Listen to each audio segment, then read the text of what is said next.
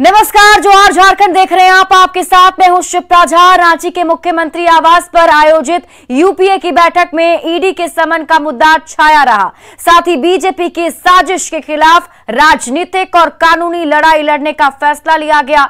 बैठक के बाद यूपीए नेताओं ने बताया कि मुख्यमंत्री हेमंत सोरेन पूर्व निर्धारित कार्यक्रम के तहत कल छत्तीसगढ़ की राजधानी रायपुर दौरे पर जाएंगे, जहां वो छत्तीसगढ़ सरकार की ओर से आयोजित समारोह में बतौर मुख्य अतिथि शामिल होंगे।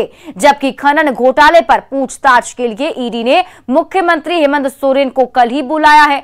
यही नहीं, ईडी की पक्षपातपूर्ण कार्रवाई के खिलाफ यूपीए ने 5 नवंबर को तमाम जिला मुख्यालयों में विरोध प्रदर्शन करने का भी ऐलान किया है।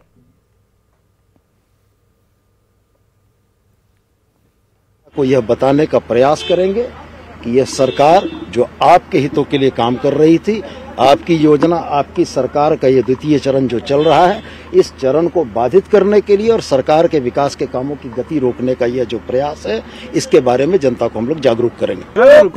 जो काम कानून से करना है, कानून की लड़ाई कानून से लड़ेंगे और लोकतंत्र बचाने की लड़ाई जनता के बीच में जाकर लड़ेंगे। मुख्यमंत्री जी जाएंगे। मुख्यमंत्री का आप लोग पता है कि मुख्यमंत्री कोई खिलौना, कोई ये नहीं है कि कहाँ तुरंत कोई बुलाया तुरंत पहुंच गए, ऐसी बात नहीं है। मुख्यमंत्री का अनेकों कार्यक्रम पहले से तय रहता है। मैंने पहले ही कहा कि अनेकों कार्यक्रम तय रहता है। 15-15 दिन का शेड्यूल फिक्स रहता है मुख्यमंत्री का, और माननीय मुख्यमंत्री भी कानूनी सलाह लेंगे। कानूनी सलाह लेकर जो निर्णय होगा वो बता दिया जाएगा। नहीं, बिल्कुल रायपुर का प्रोग्राम पहले से तय है और एक हमारे मुख्यमंत्री जो आदिवासी मुख्यमंत्री हैं, उनको छत्तीसगढ़ सरकार ने बतौर मुख्य अतिथि बुलाया है।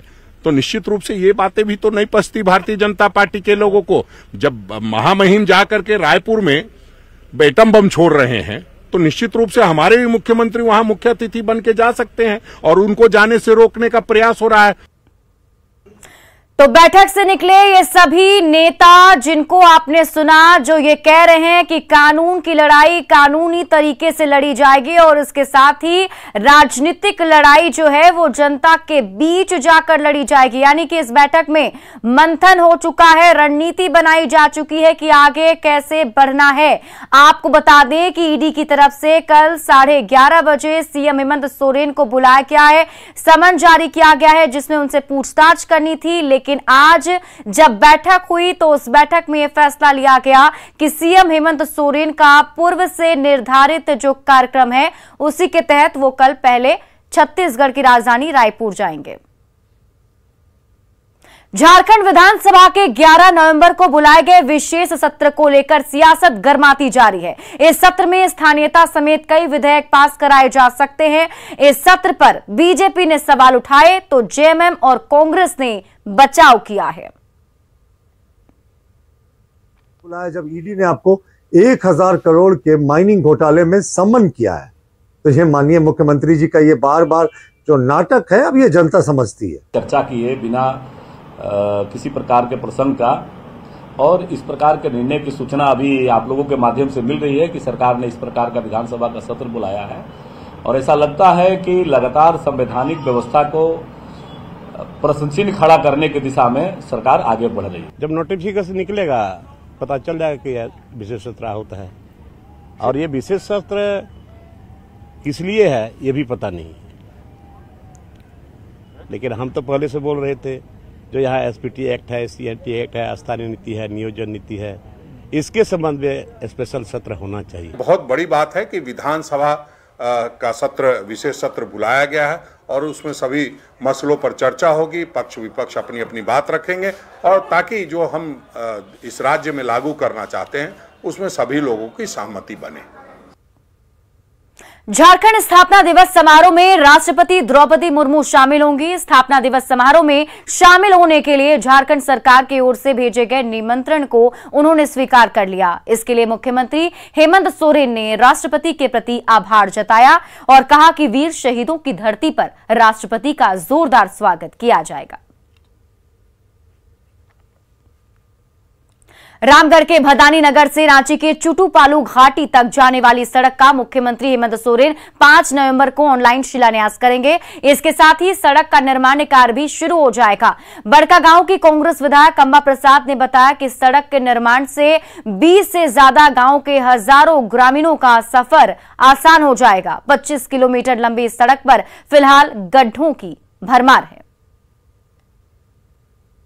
कहना क्या है, हम लोग तो प्रयास किए हैं और सफल भी हुए हैं। उसमें काम भी चालू जल्दी होगा। हम लोग माननीय मुख्यमंत्री जी से अनुरोध किए हैं कि वो खुद इस काम का शिलान्यास करें और 5 तारीख का हम लोग को समय भी मिला है। उस दिन शिलान्यास होगा, आगे हम लोग काम करें।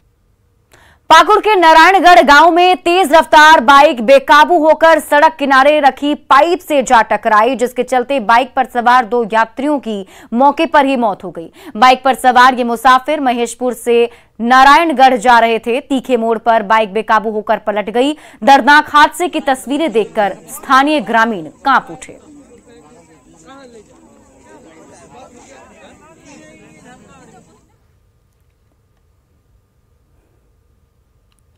हजारीबाग सदर अस्पताल के बाहर सड़क पर गर्भवती महिला ने नवजात शिशु को जन्म दिया, पर थोड़ी देर में बच्चे की मौत हो गई। पूरे मामले में सदर अस्पताल प्रबंधन की लापरवाही सामने आई है। गर्भवती महिला नुसरत परवीन को लेकर उसके पति नौशाद आलम देर रात ही सदर अस्पताल आए थे, पर डॉक्टर ने एक दवा दे दी।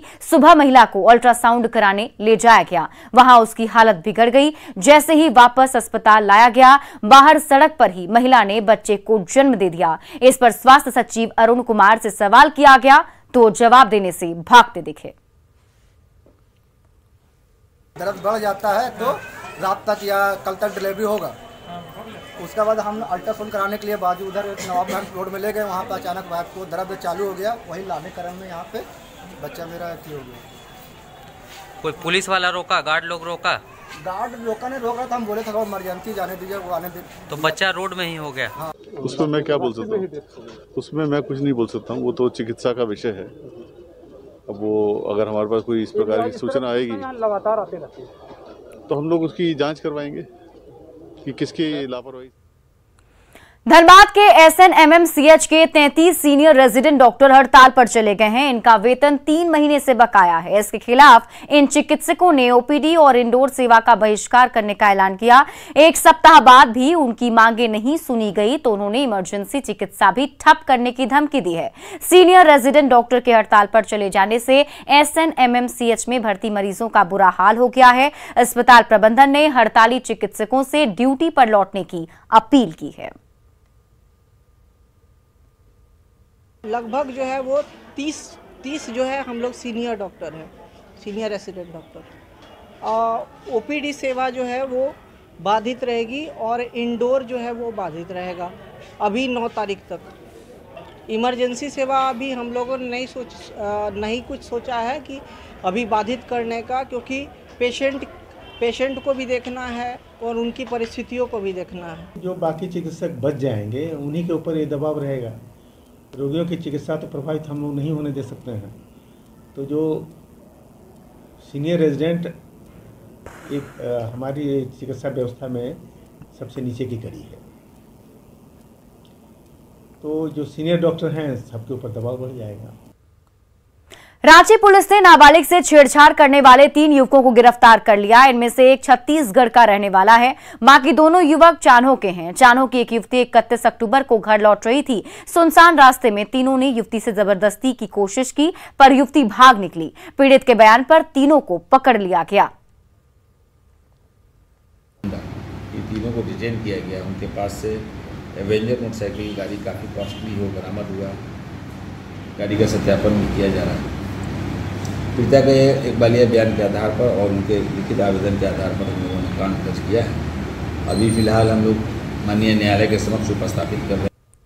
बोकारो के तारा नारी में नवविवाहिता की संदिग्ध मौत से सनसनी मच गई। तारमी निवासी लक्ष्मी और तारा नारी निवासी शिवम की शादी इसी साल फरवरी में हुई थी। तब दहेज की कुछ रकम बकाया रह गए थे। उसी रकम के लिए लक्ष्मी को हमेशा प्रताड़ित किया जाता था।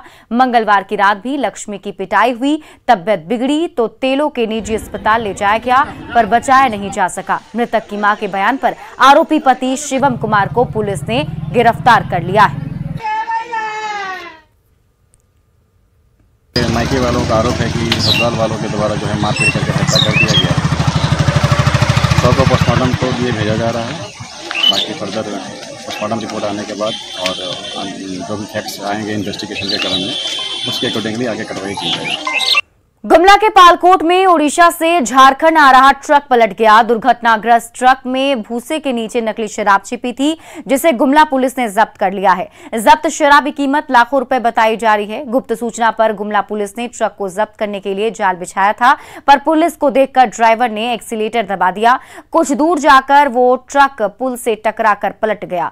आरोपी ड्राइवर और खलासी भाग निकले।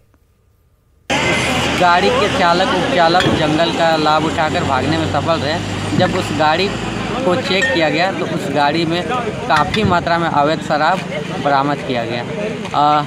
बरामद अवैध शराब को जब्त कर थाना।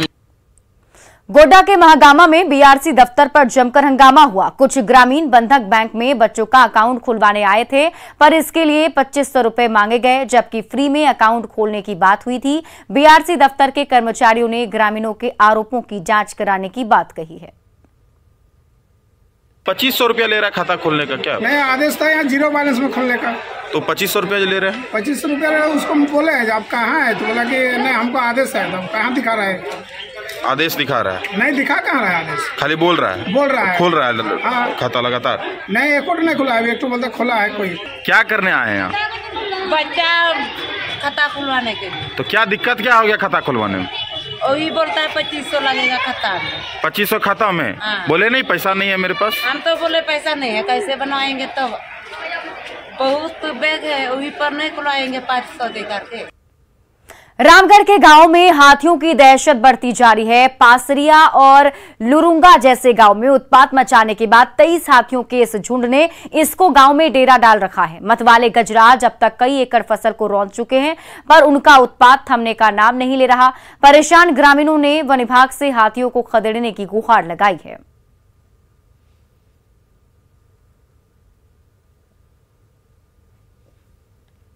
बोकारो के कैंप 2 में 21 करोड़ रुपए की लागत से नए टाउन हॉल का शिलान्यास हुआ। इसका कंस्ट्रक्शन साल 2024 तक पूरा कर लिया जाएगा। 1200 की sitting capacity, parking, video conferencing, wifi, AC समेत तमाम हाईटेक सुविधाओं से लैस ये टाउन हॉल बोकारो वासियों के लिए बड़ा तोहफा साबित होगा। करीब 21 करोड़ रुपया में बनेगा और ये 2024 तक इसको पूरा कर लेना है। 2 साल का समय लगेगा। 2 साल के बाद 400 बोकारो के जनता का इसका लाभ मिलने लगेगा। ये 1200 लोगों को बैठने की व्यवस्था वाली टाउन हॉल है, आधुनिक सुख सुविधाओं से भरी हुई है। विशेष रूप से जो सरकार के नगर विकास सचिव हैं विनय चौबे जी, जो इसी बोकारो के लाल हैं, और उनसे मिलकर मैंने आग्रह किया था। मैं उनको धन्यवाद देता हूँ, उन्होंने मेरी बात को गंभीरता से लिया और बोकारो में लगभग 21 करोड़ की लागत से आज टाउन हॉल का भूमि पूजन हुआ है। बोकारो के लुगुबुरु घंटा बड़ी में 4 से 8 नवंबर के बीच आदिवासियों का धर्म सम्मेलन होने जा रहा है। समारोह के अंतिम दिन मुख्यमंत्री हेमंत सोरेन भी शामिल होंगे। इसकी तैयारी को लेकर बेरमो के एसडीओ और एसडीपीओ ने कार्यक्रम स्थल का जायजा लिया। इस समारोह में झारखंड ही नहीं बल्कि देश विदेश से बड़ी संख्या में आदिवासी प्रतिनिधि भी शामिल होंगे। सरना महाधर्म सम्मेलन जो ललपनिया में प्रस्तावित है 6, 7, 8 को, इस सिलसिले में जो कार्य में जो प्रगति है उसको हम लोग आज उसका समीक्षा कर रहे हैं और प्रयास कर रहे हैं कि अच्छी से अच्छी व्यवस्था यहाँ के श्रद्धालुओं को हम लोग दे सकें। कि जो दायित्व सौंपा गया है उनको पूरा किया गया है कि नहीं अभी तक, और जो एडिशनल सिक्योरिटी की अगर ज़रूरत है तो किसी जगह पर उसको हम लोग देख रहे हैं। उसके अलावा जो इतनी जो भीड़, इतना जो क्राउड है उसका कैसे और बेहतर तरीके से मैनेजमेंट किया जाए ताकि लोग कंफर्टेबली आएँ और यहाँ से सुरक्षित वापस जाएं। रांची में एलिवेटेड रोड का कंस्ट्रक्शन तो शुरू हो गया है, पर इसके लिए उन पेवर्स ब्लॉक्स को उखाड़ना पड़ रहा है जो जनता की गाढ़ी कमाई से खरीदे गए थे।